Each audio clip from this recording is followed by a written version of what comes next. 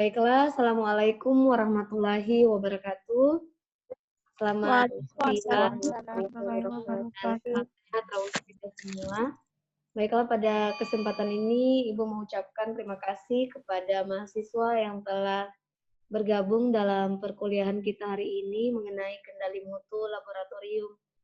Nah, pada kesempatan ini, seperti biasanya, karena Ibu kan sudah sering masuk di kelasnya kalian, nah sebelum kita lanjut membahas lebih dalam lagi mengenai bagaimana itu pengendalian mutu laboratorium, tentu kita harus ada kontrak kuliah dulu, karena ini pertemuan pertama dengan saya, kontrak kuliah antara Ibu dengan adik-adik mahasiswa, supaya dalam proses perkuliahan kita itu walaupun memang saat ini kondisinya dalam kondisi pandemi, tapi kuliah kita tetap berjalan seperti kuliah saat kita tatap muka. Jadi jangan karena pandemi kita dalam perkuliahan itu sistemnya acuh tak acuh, terserah logoe gitu. Maksudnya terserah kalian mau seperti apa.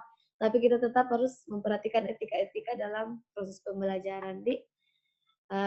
Maka dari itu izinkan Ibu untuk share kontrak kuliah pada pertemuan hari ini.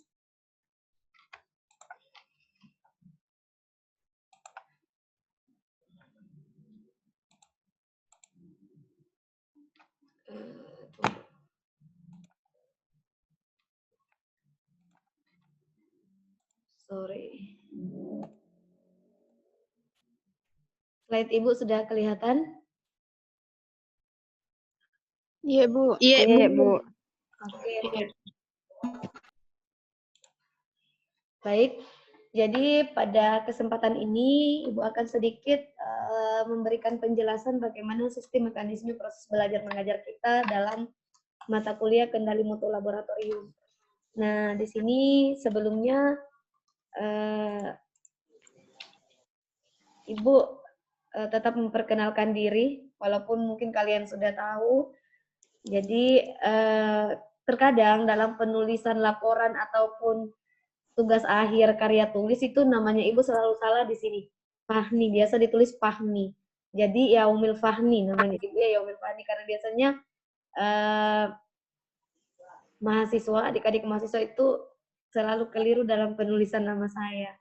Nah, untuk kontak tugas dan nanti diskusi apapun bisa melalui nomor telepon ataupun email saya untuk pengiriman tugas. Jadi, untuk yang lain bisa kalian baca nanti di slide karena materi ini akan saya bagikan di grup nanti.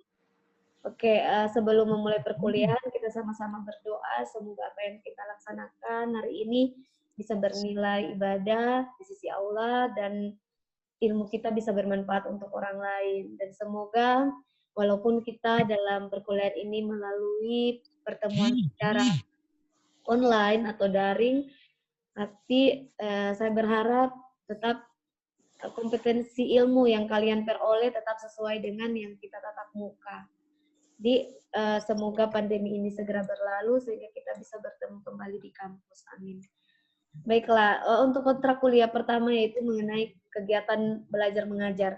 Nah, ini yang pertama, pertemuan kuliah kita itu dalam pertemuan nanti selalu melalui aplikasi Zoom, baik itu melalui ceramah nanti Ibu yang sampaikan ataupun kita diskusi nanti dan ada presentasi tugas baik kelompok ataupun individu nantinya. Jadi pertemuan kita nanti ada mungkin presentasi reparat ataupun makalah dari adik-adik. Nah, untuk penugasan di sini Ibu juga mau informasikan bahwa penugasan di sini kalian bisa bersifat mandiri atau secara pribadi ataupun kelompok. Nah, tugasnya itu bisa dalam bentuk reparat atau makalah. Reparat itu biasanya istilah yang digunakan di koas kedokteran ataupun residen, namun itu hampir sama dengan makalah. Jadi kalau saya bilang ada tugas reparat, biasanya itu penyusunannya hampir sama dengan makalah, hanya sistematikanya itu lebih kompleks. Kemudian bisa juga dalam bentuk paper ataupun baca jurnal dan lainnya. Nah, nanti proses pembelajaran kita itu student center learning, jadi berpusat pada kalian, pada mahasiswa.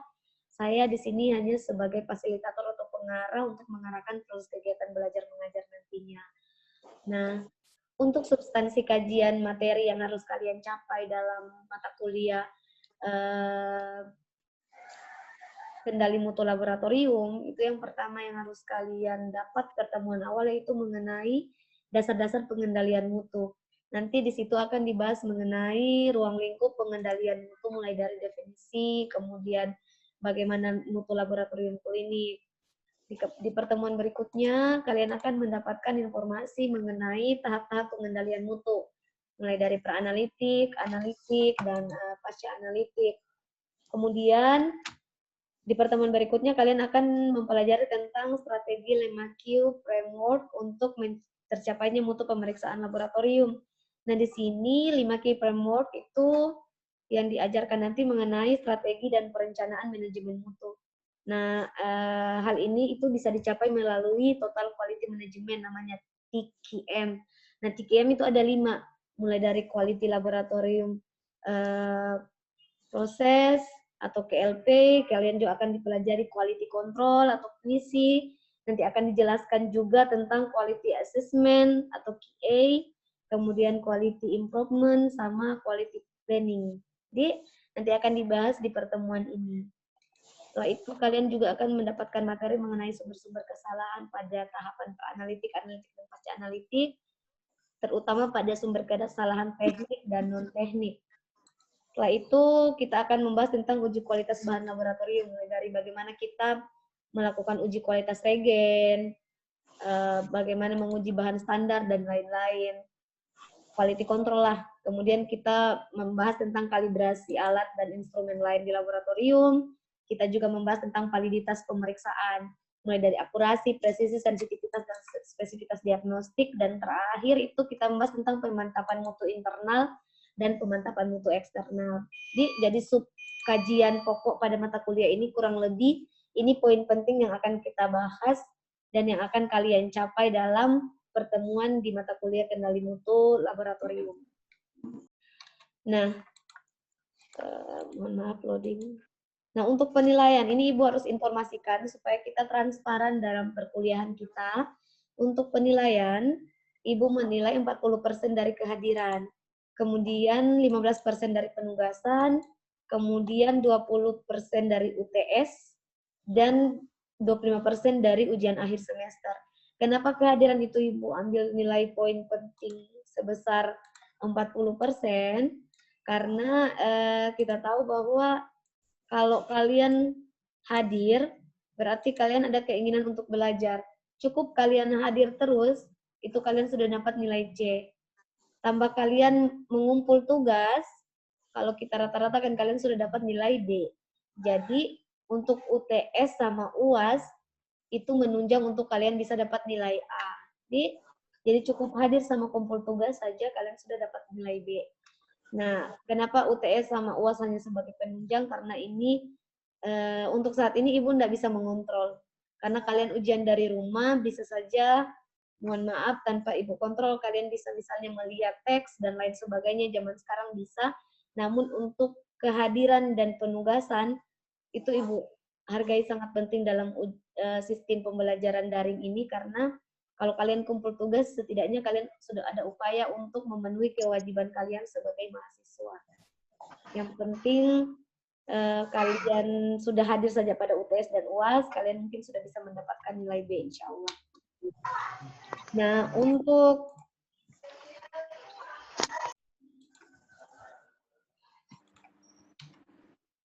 selama proses pembelajaran, itu Ibu punya tata tertib pembelajaran. Walaupun kita hanya melalui daring, tapi pembelajaran ini harus tetap punya etika proses pembelajaran. Yang pertama, itu mahasiswa harus masuk ke dalam room Zoom paling lambat 5 menit sebelum waktu perkuliahan. Jadi kan Ibu sudah buka nih roomnya, kalian harus sudah masuk. Dan apabila terlambat masuk, toleransi itu 10 menit setelah Ibu sudah memulai mata perkuliahan. Kemudian, bila ingin ke toilet atau kemana mau izin ke belakang, itu kalian bisa mengaktifkan suara audio dan langsung memohon izin untuk menuju ke tempat yang kalian tuju. Misalnya mau ke belakang. Nah, kalau mahasiswa yang sakit, itu dapat menunjukkan surat keterangan sakit dari dokter yang dikirim langsung ke WA dosen ataupun ketua tingkat. Nah, kehadiran itu harus minimalnya itu 75%. Kalian harus hadir dalam perkuliahan, Dik.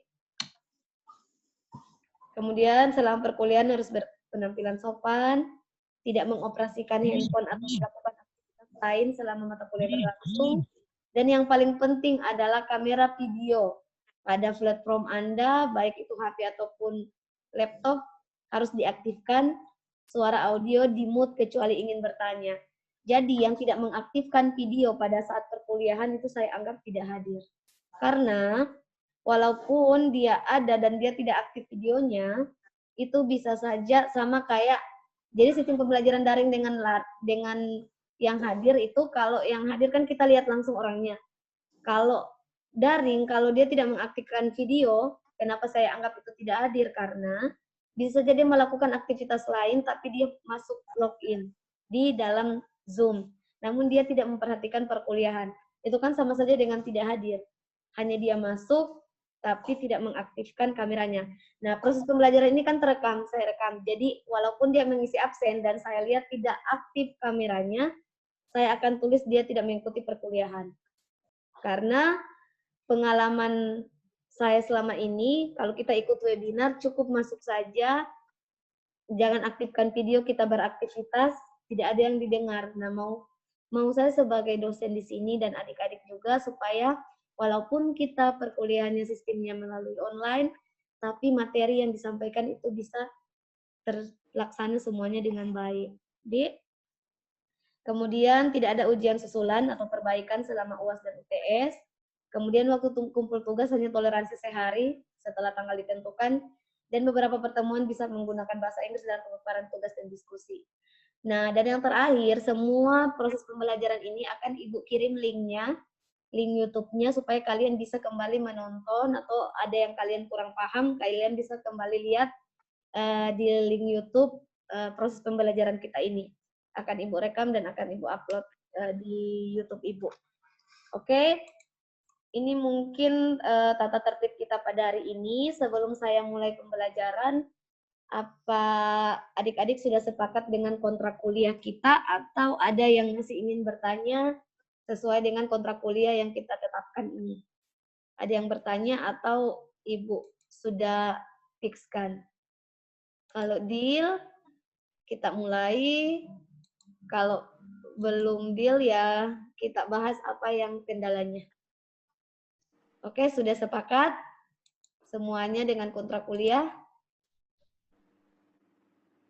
Iya, Bu. Oke, kalau sepakat kita mulai perkuliahan hari ini dengan membahas kendali mutu laboratorium. Baiklah.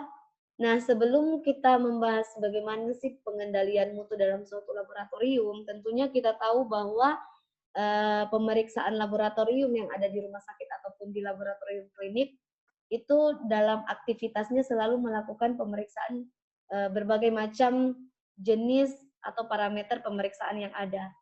Nah, saat ini pengembangan metode pemeriksaan di laboratorium itu sudah bisa kita lihat. Misalnya pada mohon maaf, saya mau cari. Oke. Pada di bawah tahun 1900-an itu pemeriksaan urinalisa itu pada zaman itu masih dengan melihat secara visual. Jadi baru melihat menentukan tingkat tinggi suatu kadar zat itu dengan melihat secara visual atau merasa atau mencium baunya. Misalnya contoh pemeriksaan amoniak, amonium, atau nitrit. Nitrit dikatakan positif atau tidak berdasarkan dengan bau urin. Kemudian glukosa darah ditentukan dengan tingkat kekeruhan dari urin pada masa saat itu ataupun dirasa. Jadi urin pasien itu dirasa pada saat itu sebelum ditemukan pengembangan metode dengan menggunakan regen, seperti kalau kita pemeriksaan glukosa darah metode Benedict. Benedict ini salah satu penemuan dan pengembangan yang sangat luar biasa di dunia laboratorium, Karena disinilah pertama kali ditemukan regen pereaksi yang bisa berikatan dengan glukosa dalam sampel urin kita. Nah, setelah ini dianggap sangat tidak efektif dan efisien pada zaman itu. Karena kalau banyak pasien yang diperiksakan, tentunya membutuhkan waktu yang lama, waktu tunggu lama pasien. Sehingga dalam penegakan diagnosa dokter, dalam penerapan diagnosa ke pasien itu membutuhkan waktu yang lama. Pasien sudah keburu misalnya meninggal, baru bisa ditindaki oleh dokter. Karena dengan menggunakan metode-metode yang masih manual seperti ini, itu membutuhkan waktu tunggu pemeriksaan yang lama. Nah, itu tidak menjamin mutu dari suatu laboratorium, belum lagi tingkat sensitivitas dan spesifitasnya. Nah, sehingga pada saat itu para ilmuwan terus mengembangkan pemeriksaan. Nah, akhirnya ditemukan suatu alat berupa pada masa itu potometer 5010 itu merupakan alat yang sudah sangat luar biasa. Nah, namun pada potometer 10 ini masih begitu banyak kendala yang ada. Mulai dari masih semi automatic, kemudian panjang gelombang yang digunakan masih sistemnya visible atau sinar tampak dan lainnya, sehingga dikembangkan suatu alat lagi spektrofotometer UV vis. Jadi sudah memiliki dua panjang gelombang, yaitu panjang gelombang UV dan panjang gelombang visible. Namun sistem ini masih sistemnya juga semi automatic, jadi masih pencampuran blanko standar di luar. Tingkat kesalahannya itu masih sangat banyak. Dan tingkat kesalahan masih banyak pada proses analitik. Selain itu, waktu tunggu pemeriksaan juga lama karena setiap pasien dikerjakan blanko sendiri, standar sendiri, running sampel sendiri. Sehingga di alat ini pun dianggap tidak efektif dan efisien, sehingga saat ini dikembangkan alat kimia klinik berupa alat automatik. Nah, automatik ini alat yang bisa memeriksa sekaligus, hanya memasukkan sampel tanpa waktu yang lama dengan memiliki tingkat sensitivitas dan spesifitas alat uji yang lebih baik. Nah, sehingga dari contoh ini dalam laboratorium, kita walaupun begitu banyak metode pemeriksaan, kita harus menguji yang namanya validitas atau menguji validasi suatu alat. Jadi misalnya kalau adik-adik nanti bekerja di laboratorium, datang vendor alat ataupun perusahaan-perusahaan yang menawarkan regen, itu kita jangan serta-merta karena harganya murah, kita di diskon ataupun ditawarkan yang lain, kita langsung terima alat tersebut. Seharusnya kita sebagai seorang laboran, kita harus menguji validitas alat itu. Saya kasih contoh misalnya datang regen narkoba, merek A, itu harganya lebih murah, diproduksi di dalam negeri misalnya, perusahaannya ada di Indonesia, dan dia kasih diskon. Sedangkan alat B, harganya agak lebih mahal, tidak diskon, tapi pas kita uji validitas, kita lihat keakuratannya lebih bagus alat B. Maka yang kita gunakan tetap harus alat B, walaupun harganya lebih mahal. Kenapa? Karena kita harus menjamin mutu hasil pemeriksaan laboratorium kita. Karena apabila kita melakukan pengendali, jadi uji validitas itu salah satu cara untuk mengendalikan kualitas mutu pemeriksaan. Kenapa kita harus mengendalikan mutu dalam pemeriksaan laboratorium kita? Agar kita menjamin tingkat akurasi hasil pemeriksaan laboratorium. Jadi tujuan dari pengendalian mutu itu yaitu untuk menjamin tingkat akurasi hasil pemeriksaan. Jadi, nah bagi adik-adik yang belum mengaktifkan kameranya, bisa diaktifkan dalam proses perkuliahan ini. Oke, kita lanjut. Nah, saya mau langsung tanya sama Amril. Amril, kenapa tadi kan kita perlu adanya pengendalian mutu laboratorium agar bisa menjamin tingkat akurasi hasil pemeriksaan. Saya mau tanya ke Amril, kenapa pemeriksaan laboratorium itu harus kita jamin tingkat akurasinya? Apa sih pemeriksaan laboratorium itu? Kenapa harus kita jamin tingkat akurasinya?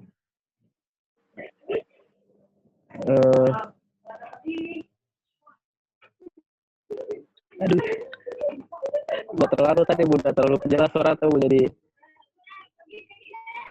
Kenapa kita harus Ada menjamin materinya, Bu. tingkat akurasi pemeriksaan laboratorium? Untuk apa kita menjamin tingkat akurasi pemeriksaan laboratorium? Supaya hasilnya tidak misalkan positif palsu atau negatif palsu, Bu. Seperti itu. Kalau Arianto, untuk apa kita menjamin tingkat akurasi dari suatu pemeriksaan laboratorium? Agar hasilnya lebih akurat, Bu. Tingkat akurasi, kenapa kita harus menjamin tingkat akurasi pemeriksaan laboratorium? Coba Nur Hudaya. Nur Hudaya. Iya, Bu. Ya, Nur Hudaya bisa jelaskan Iya, Bu. kita harus menjamin tingkat akurasi pemeriksaan laboratorium. Agar kita apabila kita memeriksa suatu sampel, agar kita mendapatkan hasil yang akurat, kenapa kita harus menjaga tingkat akurasi suatu bahan atau alat di laboratorium? Oke. Jadi sebenarnya kata inti dari kenapa kita harus menjamin tingkat akurasi atau kepercayaan validitas hasil yang kita keluarkan, tentunya ini hal yang penting. Mohon maaf, slide saya agak loading. Jadi kita tahu, karena pemeriksaan laboratorium itu merupakan subsistem pelayanan kesehatan yang menempati posisi yang penting dalam diagnosa penyakit. Kenapa? Karena dengan adanya pemeriksaan laboratorium, itu dokter bisa melakukan screening penyakit. Bayangkan kalau hasil pemeriksaan kita itu tidak akurat, tingkat akurasinya itu rendah atau tidak akurat. Bisa saja screening penyakit yang misalnya dokter minta nih pemeriksaan kimia klinik, misalnya mau lihat kadar glukosa darah. Sebenarnya pasiennya itu DM, tapi karena hasil pemeriksaannya kita quality controlnya kurang bagus, akhirnya gula darahnya di situ normal, maka screening penyakit ini tidak berarti. Dokter tidak akan mendapatkan informasi bahwa pasien ini adalah statusnya diabetes. Karena hasil labnya kita itu hasilnya normal, maka screening ini tidak berarti. Itu makanya kita harus menjamin bagaimana tingkat akurasi atau akurat dari hasil pemeriksaan laboratorium. Karena pertama, pemeriksaan laboratorium itu berfungsi sebagai screening penyakit. Selain itu, dia juga diagnosa penyakit atau menetapkan atau penegak diagnosa suatu penyakit. Contoh, dokter saat ini tidak bisa memberikan obat malaria atau obat antibiotik untuk tipoid kalau tidak ada hasil laboratorium yang menyatakan bahwa pasien itu menderita malaria, misalnya tidak ditemukan adanya plasmodium pada DDR atau slide kita. Kemudian, pemeriksaan laboratorium juga sebagai pemantauan progresivitas penyakit. Jadi, dokter bisa memantau perjalanan penyakit seseorang itu berdasarkan hasil lab kita. Sebagai contoh, misalnya pemeriksaan HbA1c, dokter bisa memantau 3 bulan ke depan si pasien ini bagaimana sih kadar glukosa darahnya, mau meningkat atau tidak, itu dengan menilai atau melihat hasil laboratorium kita. Coba kalau hasil laboratorium kita tidak akurat, tidak masuk misalnya quality controlnya kita running saja sampel. Bisa saja HbA1c-nya normal, padahal seharusnya akan meningkat, sehingga untuk pemberian obat pada pasien, dosis obat tergantung dari hasil lab, seperti itu. Kemudian selain itu, kenapa kita perlu menjamin tingkat akurasi hasil pemeriksaan laboratorium? Karena pemeriksaan laboratorium digunakan untuk monitor pengobatan, seperti saya katakan tadi. Selain itu sebagai prognosis penyakit. Jadi melihat bagaimana perjalanan penyakit seseorang dengan melihat hasil pemeriksaan lab. Nah, hal ini yang membuat kita harus menjamin tingkat akurasi dari pemeriksaan laboratorium kita. Nah, hal itu yang membuat laboratorium terus memiliki data hasil tes yang teliti, cepat, tepat, dan akurat. Nah, teliti, cepat, tepat, dan akurat ini kalau kita lakukan dengan baik, maka ini akan menjamin pengendalian mutu atau kualitas mutu dari suatu laboratorium. Nah, apa sih sebenarnya kendali mutu? Jadi, kalau secara luas, kita jangan terlalu berteoritis. Jadi kalau secara luas, agar kalian lebih mudah mengingat tentang kendali mutu, Kalau kalian mendengar istilah kendali mutu atau pengendalian mutu, intinya adalah kalian atau suatu laboratorium itu bisa menjamin hasil pemeriksaan yang dia keluarkan itu baik dan dapat dipercaya oleh pelanggan atau pasien. Jadi inti dari kendali mutu itu merupakan bagaimana proses atau tindakan yang kita lakukan di laboratorium itu bisa menjamin hasil pemeriksaan kita dengan baik dan dapat dipercaya.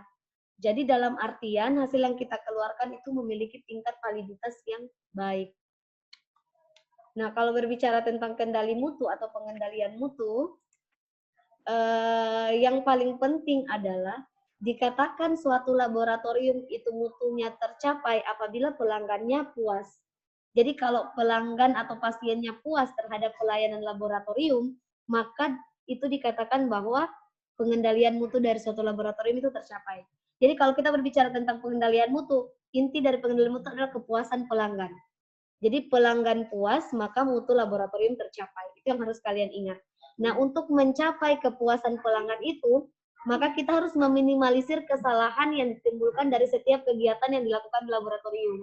Nah, untuk meminimalisir kegiatan itu, kita harus melaksanakan yang namanya standar operasional prosedur. Jadi setiap kegiatan yang dilakukan di laboratorium, itu harus sesuai standar operasional prosedur. Sehingga dengan kalau kita menaati SOP, maka itu akan meminimalisir kesalahan yang terjadi di suatu laboratorium. Jadi inti dari pengendalian mutu adalah kepuasan pasien atau kepuasan pelanggan. Untuk mencapai kepuasan pasien, kita harus meminimalisir kesalahan yang ditimbulkan sehingga pasien itu bisa puas dengan pelayanan yang diberikan. Jadi kalau menjamin suatu laboratorium itu dia bagus atau pengendalian mutu atau mutunya tercapai, kalau di kotak saran pasien itu semuanya informasinya puas dengan pelayanan kita. Jadi kalau masih ada yang kata-kata tidak puas, berarti mutu kita itu belum tercapai. Jadi kalau berbicara pengendalian mutu. Nah, bagaimana upaya kita untuk menjamin kepuasan pasien dalam suatu laboratorium? Tentu kita harus punya upaya-upaya yang harus dilakukan. Nah, upaya-upaya yang harus dilakukan itu memiliki beberapa tahapan penting. Nah, ini mungkin kalian sudah selalu dengar untuk bagaimana sih pengendalian mutu pemeriksaan laboratorium. Nah, pengendalian mutu pemeriksaan laboratorium itu ada 3 tahapan penting. Coba Yuki Dara, walaupun masih di mobil, saya tanya ke Yuki. Yuki, tahapan dalam pengendalian mutu yang Yuki tahu itu apa, Dek?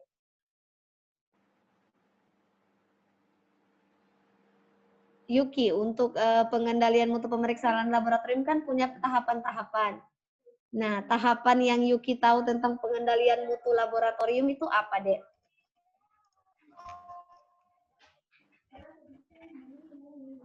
Apa saja sih tahapan kegiatan yang dilakukan untuk mengendalikan mutu di laboratorium? Tadi kan Ibu bilang, untuk bisa analitik sama pasca analitik, Bu. Ya, jadi rata-rata kalian sudah paham. Jadi untuk bisa mengendalikan kegiatan dalam suatu laboratorium, maka kita harus menjamin 3 tahapan ini, pra-analitik, analitik, dan pasca analitik ini terjamin dengan baik. Nah, mungkin ini kalian sudah dapat karena kita sudah ketemu di beberapa perkuliahan sebelumnya. Hanya Ibu mungkin menegaskan kembali, jadi apa-apa sih pada kegiatan, kenapa kita harus menjamin ketiga tahapan ini. Jadi tahapan pra-analitik itu merupakan suatu tahapan yang kita lakukan sebelum proses pengerjaan spesimen atau sampel dilakukan. Nah, apa yang harus kita perhatikan pada tahapan ini? Tentunya yang perlu kita perhatikan yaitu yang pertama, tentu persiapan pasien. Karena ada beberapa pemeriksaan yang membutuhkan persiapan khusus. Misalnya,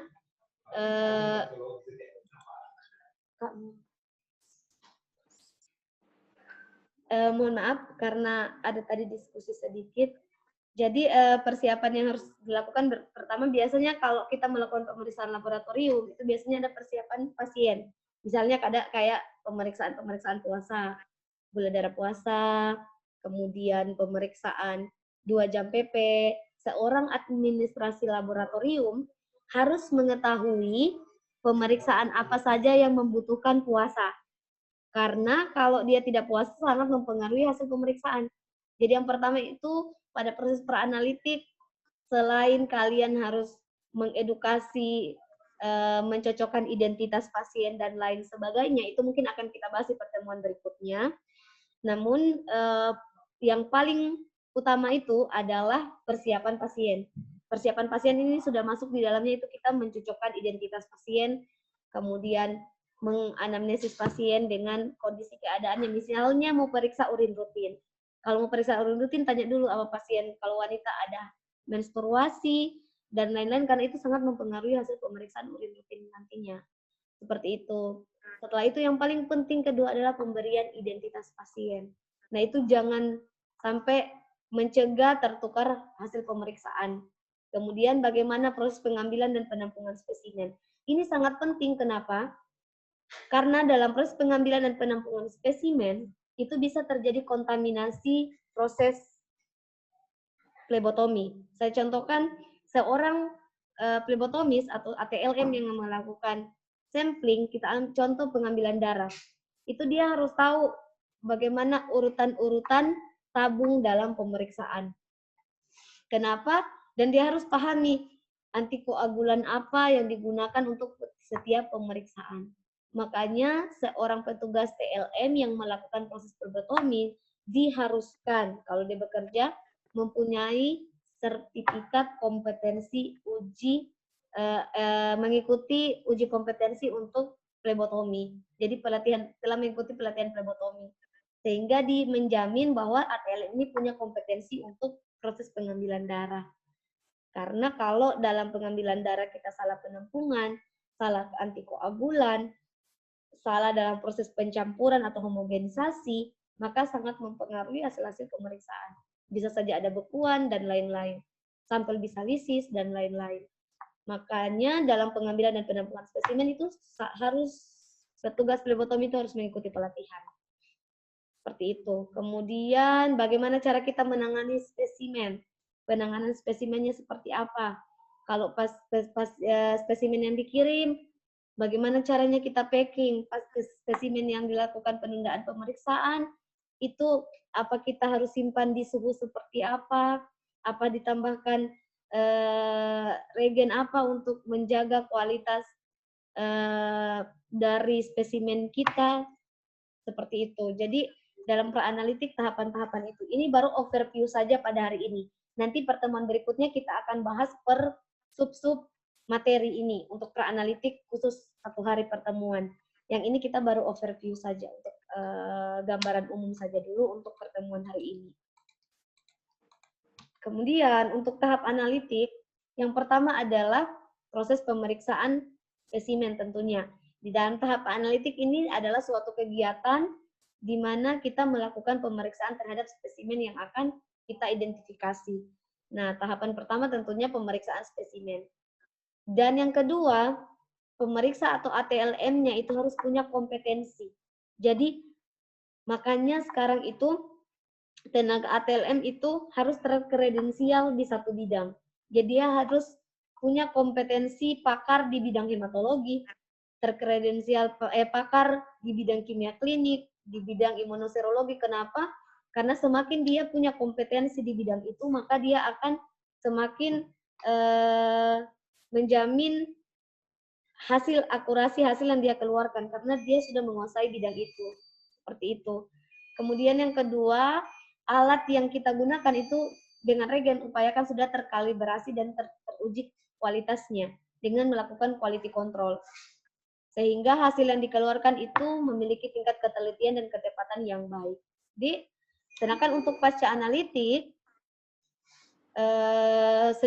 proses pasca analitik yang paling penting adalah yaitu bagaimana kita membuat format hasil. Jadi format hasil itu sangat penting. Kenapa format hasil itu diupayakan bisa memberikan informasi kepada klinisi sesuai apa dengan yang dia butuhkan. Saya kasih contoh misalnya format hasil HB. HB wanita itu normalnya 12 sampai 14 misalnya gram per DL misalnya. Sedangkan karena alat kita itu misalnya menggunakan Sysmex XS 800i. Ternyata di Sysmex normalnya untuk perempuan itu 11,8 sampai 12,2 misalnya. Nah, kita harus mengikuti nilai rujukan kita berdasarkan alat dan regen yang kita gunakan. Jadi, walaupun standar internasionalnya secara umum adalah 12 sampai 14, namun kalau alat kita, kit kita memberikan informasi di kit insertnya bahwa nilai rujukannya dari sini sampai ke sini, maka kita harus mengikuti alat dengan kit insert kita. Karena setiap alat dan kit insert itu memberikan informasi yang berbeda. Jadi jangan karena misalnya Leprodia punya nilai rujukan seperti ini, kita mengikuti nilai rujukan itu. Jadi kita harus menetapkan nilai rujukan itu berdasarkan dengan alat dan regen yang kita gunakan. Format hasil itu sangat penting, misalnya darah rutin. Darah rutin itu biasanya tidak ada laju endap darahnya. Nah, darah lengkap yang ada laju endap darahnya. Biasanya terkadang klinisi itu menyangka darah rutin itu sudah ada LED. Maka kita harus perjelas di pengantar laboratorium kita. Sehingga di darah rutin itu misalnya sudah tercantum diferensial dari leukosit. Misalnya eosinofilnya berapa, neutrofilnya berapa, monositnya berapa di darah rutin. Jadi kita perjelas supaya klinisi mendapatkan informasi sesuai dengan kebutuhan mereka. Supaya mereka memiliki tingkat kepuasan dengan pelayanan yang kita berikan. Kemudian bagaimana kita menginterpretasikan hasil. Jadi kalau ada hasil, HB-nya rendah, tulis kesimpulan anemia, mikrositik normokrom, leukositosis, trombositosis. Jadi kita di lab harus memberikan interpretasi hasil dari dokter patologi klinik. Jadi jangan keluar hasil lab seperti itu saja tanpa ada proteinuria, misalnya tinggi proteinnya, tulis proteinuria. Supaya klinisi itu tanpa membaca satu persatu dia sudah lihat langsung kesimpulan. Jadi harus ada interpretasi hasil pemeriksaan kita. Dan apabila hasil kita ada yang urgen, misalnya HB5 nilai kritis, maka kita harus melaporkan hasil tersebut ke bagian yang mengirim pemeriksaan, misalnya poliklinik, rawat inap, IGD. Itu kalau ada nilai kritis, HB rendah, elektrolitnya kalium rendah, dan lain-lain, parameter yang sito, maka kita harus laporkan hasil melalui telepon dan lain sebagainya. Sehingga dokter bisa tahu hasil pasien itu rendah sehingga cepat untuk dilakukan tindakan sebelum pasien mengarah ke keadaan kritis. Kemudian bagaimana kita melakukan pengarsipan? Pengarsipan semua dokumentasi melalui sistem terintegrasi, seperti sistem informasi laboratorium atau laboratorium informasi sistem. Itu harus ada di laboratorium. Kenapa? Untuk mengurangi tingkat kesalahan. Dan kita punya dokumentasi setiap proses kegiatan melalui laboratorium informasi sistem, sistem barcoding misalnya. Selain itu, kita harus punya juga dokumentasi setiap pemantapan mutu atau pemantapan kualitas, mulai dari pemantapan mutu internal maupun eksternal itu harus terdokumentasi dengan baik di suatu laboratorium. Jadi, kenapa kita perlu memperhatikan proses praanalitik yang baik? Karena dengan proses praanalitik yang baik kalau kita lakukan, maka kita akan memperoleh sampel pemeriksaan yang baik. Dan apabila kita melakukan proses analitik dengan baik, maka kita akan memperoleh hasil pemeriksaan yang baik. Dan apabila kita melakukan pasca analitik yang baik, maka kita akan memperoleh pelayanan yang baik. Jadi kalau sampel kita bagus, maka dalam melakukan pemeriksaan, maka akan memperoleh hasil yang baik. Hasil yang bagus dan kita melakukan pasca analitik yang baik, maka kita akan mendapatkan pelayanan yang baik. Pelayanan yang baik akan meningkatkan kepuasan atau kualitas pelayanan laboratorium kita. Pasien kita puas, maka otomatis pengendalian atau mutu laboratorium itu tercapai. Inti dari suatu kepuasan laboratorium adalah mutu tercapai. Mutu tercapai dengan pelayanan yang baik dan kepuasan pasien kita terhadap laboratorium yang kita operasiokan atau kita kerjakan. Nah, namun dalam pengendalian mutu yang paling penting adalah kita menjaga kesehatan dan keselamatan kerja pasien dan pegawainya. Jadi dalam pengendalian mutu tadi, baik laboratorium analitik maupun pasca analitik, itu diharapkan akan membentuk yang namanya manajemen laboratorium yang baik. Namun, untuk mendapatkan manajemen laboratorium yang baik, tidak cukup dengan pengendalian mutu laboratorium saja, proses pra-analitik, analitik, dan pasca-analitik tadi. Namun ada dua komponen penting, yaitu bagaimana kita menata ruangan, tata ruangan laboratorium yang baik, kemudian bagaimana kita mengelola atau mengatur proses administrasi laboratorium itu dengan baik. Nah, tata ruangan laboratorium yang baik itu seperti apa? Itu minimal memiliki 4 ruangan penting, yaitu administrasi laboratorium pada proses registrasi, ruang pengambilan spesimen secara terpisah, ruang pemeriksaan secara terpisah, dan ruang administrasi hasil pemeriksaan yang terpisah. Nah, ruang pemeriksaan laboratorium itu terdiri minimal ada 4 ruangan. Ada ruang pemeriksaan hematologi dan hemostasis, ada ruang pemeriksaan urinalisa dan cairan tubuh lainnya, ada ruang pemeriksaan kimia klinik, dan ada ruangan imunoserologi. Nah, kalau pengendalian mutu laboratorium mulai dari tahapan pra-analitik, analitik, pasca-analitik dijaga dengan baik, tata ruangan laboratorium sudah sesuai dengan standar, dan proses pengelolaan administrasi sesuai dengan menggunakan sistem informasi laboratorium atau yang terintegrasi dalam satu pusat, maka manajemen laboratorium yang baik itu dapat kita capai. Nah, ini mungkin beberapa referensi yang menyatakan bahwa saat ini sebentar ya Dek, saya dipanggil, tunggu sebentar.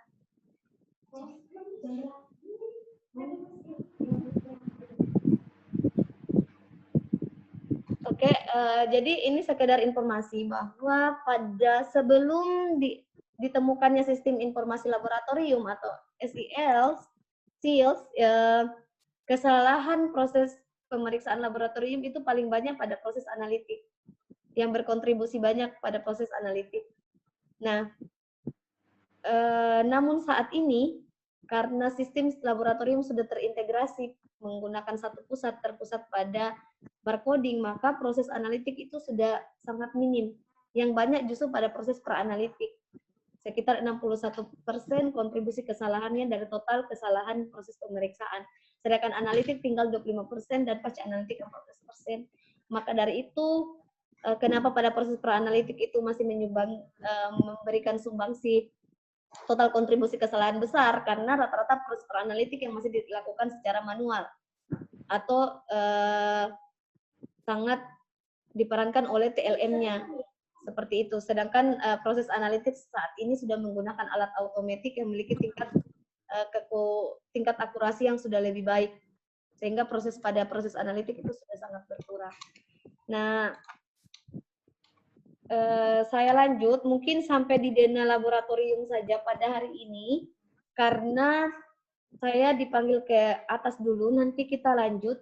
Jadi untuk pertemuan hari ini saya dipanggil dulu sama pimpinan ke atas. Insya Allah kita lanjut setelah ini untuk membahas tentang dena ruangan laboratorium. Mungkin pada pukul, saya lagi dipanggil soalnya, pukul berapa ya Kak Rani? Pukul 15. 1 jam dari sekarang, nanti insya Allah saya lanjut perkuliahan kita untuk pembahasan berikutnya. Adik-adik nanti kita lanjut. Terima kasih untuk partisipasinya. Nanti kita lanjut setelah ini. Ibu mungkin live dulu sebentar karena ada pertemuan di atas sih. Terima kasih. Nanti Ibu lanjut dulu. Ya, maaf ya Dek, kita lanjut setelah itu. Setelah ini nanti kita lanjut. 1 jam lagi setelah ini. Terima kasih. Assalamualaikum warahmatullahi wabarakatuh. Waalaikumsalam warahmatullahi wabarakatuh. Ibu live dulu ya, karena ini sudah ada temannya Ibu di samping yang sudah memanggil dari tadi untuk kita bertemu. Jadi terima kasih. Nanti habis ini Ibu masuk lagi ya.